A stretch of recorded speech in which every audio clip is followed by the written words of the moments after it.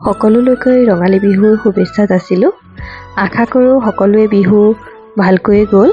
এইবাৰ বিহুত নিমকি কেইটামান বনাইছিলোঁ, ভাবিলোঁ তাৰে ৰেচিপিটো শ্বেয়াৰ কৰোঁ।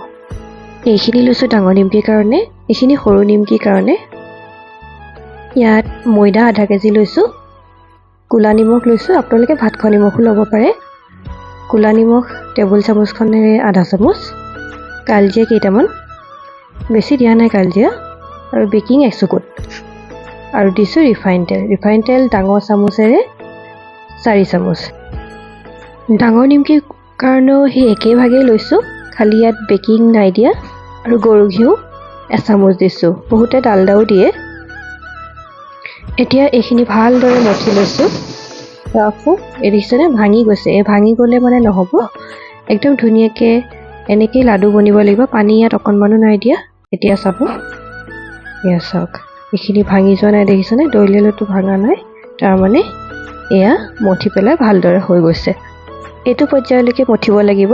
তাৰপাছত অকণকৈ পানী দি মঠিম। দেখিছেনে? অকণ কুহুমীয়া গৰম পানী দি পেলাই এতিয়া আমি আটা মঠাৰ দৰে এটা ডো বনাম।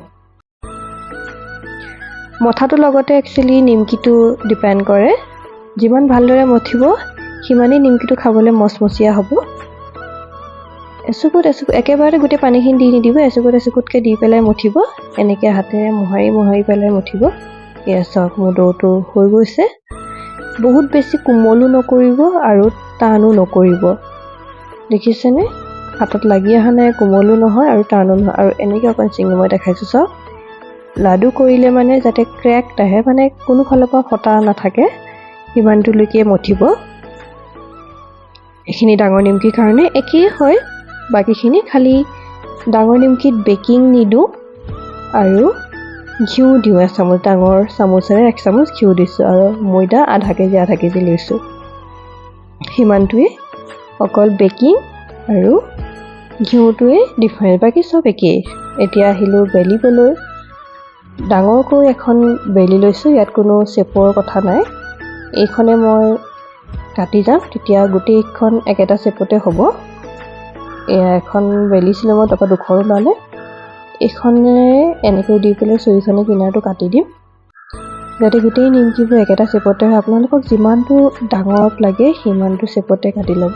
তাৰপৰা এয়া 4খন ওলালে। পুৰি বনাবলৈ যেনেকৈ আমি কেৰাহী এখনত তেল লওঁ তেনেকেই ল'ব, আৰু 2খন হাতা লাগিব। এখন এই চালনী হাতাখন, যিখন পুৰি বনাবলৈ আমি ব্যৱহাৰ কৰোঁ, এখন চেপেটা হাতা। এতিয়া আপোনালোকে চাই যাব কেনেকৈ বনাইছোঁ। পুৰি বনাবলৈ যেনেকৈ আমি তেলত দিওঁ তেনেকেই দিব। তাৰপৰা এনেকৈ অকণমান হেঁচি দিব, তাৰপৰা উল্টাই দিব, তাৰপৰা মাজতে হাতাখনে এনেকৈ হেঁচি দুভাগ কৰিব, আকৌ সিখন হাতাৰে মাজত হেঁচি এনেকৈ ভাগ কৰি দিব। দেখা পালেনে?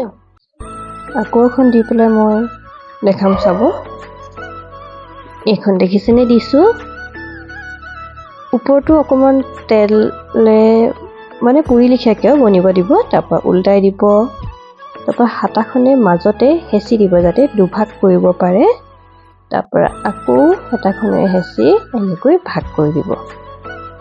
হৈ গ'ল। অকণমান হেঁচি দিব ভাগ কৰাৰ পাছত, তেতিয়া লাগি ধৰিব। আৰু নিমকি যিটো কালাৰ হয় আপোনালোকেতো সকলোৱে জানেই, যিটো ব্ৰাউনিছ কালাৰ হয়। আকৌ এখন দিছোঁ মই, এই দেখিছেনে? হৈয়ে গৈছে। এনেকুৱা কালাৰ হ'লে মানে নমাব পাৰিব। অকণমান ব্ৰাউনিছ ৰেডিছ, আৰু বজাৰত যিটো নিমকি আমি কিনি আনো তাতকৈ এইটো বহুত গুণৰে খাবলৈ ভাল হয় আৰু বহুত মচমচীয়া হয়। ঘৰত বনালে আমি ডালদা ঘিউ নিদিওঁ, গৰু ঘিউ দিওঁ, যিহেতু স্বাস্থ্যৰ কাৰণেও ভাল। বজাৰবিলাকত ডালদা ঘিউ দিয়ে, সেইটো অকণ বেয়াও হয় আৰু চেপেটা হয়, কিয়নো ভালদৰে সিমান মঠি নাথাকে। মঠাৰ ওপৰতে কথা, নিমকিটো সিমানেই মচমচীয়া হ'ব যিমান আমি ভালদৰে মঠিম। এয়া হৈ গ'ল। এতিয়া যাওঁ ব'লক সৰু নিমকি বনাবলৈ। সৰু নিমকি সকলোৱে জানেই। এখন বেলি ল'লোঁ, আৰু ৰুটিখন একদম বেছি ডাঠো নকৰিব, পাতলাও নকৰিব সৰু নিমকিৰ কাৰণে। এতিয়া বৰফি ষ্টাইলত কাটি ল'ম। কাটাৰ দিও কাটিব পাৰে আপোনালোকে, মই বেছি চুৰিখনেই কাটোঁ।